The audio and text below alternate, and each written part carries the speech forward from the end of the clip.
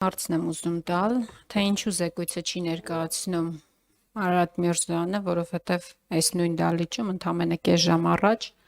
լսում էինք, այդ թվում նաև ես, իր զեկույցը արտաքին հարաբերությունների հանձնաժողովի նիստի ժամանակ։ Ես Սա ինչ կպատասխանեմ վերաբերմունք է մեր հանձնաժողովի նկատմամբ, հուսամ տարբերվող պատասխան կլինի, պարոն Հակոբյան։ Ես պատասխանեմ Լավ։ Տիկին Խաման, պարոն Միրզոյանի բացակայության հետ կապված մենք տեղեկացված ենք եղել, հանձնաժողովը տեղեկացված է եղել արտգործնախարարության աշխատակազմի միջոցով եւ ես այսօր պարոն Միրզոյանի հետ եւս զրուցել եմ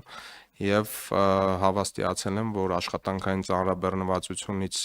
ելնելով պարոն Միրզոյանը պատվիրակել է իր տեղակալին, այդպես է ստացվել, որ անցած տարի եւս աշխատանքային զբաղվածության պատճառով ոչ եղել է, որ նախանցածին պարոն Միրզոյանն է եղել։ Իհարկե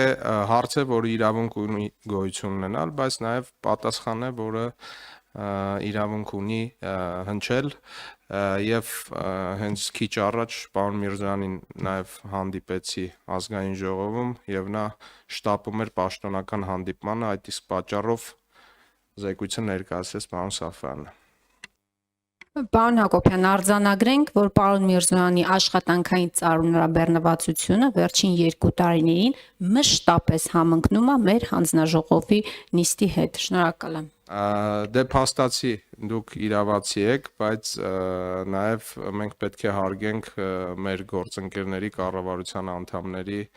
աշխատանքը, մանավանդ արտգործնախարարի աշխատանքը, որը միտված է Հայաստանի Հանրապետության արտաքին անվտանգության եւ արտաքին քաղաքականությանը։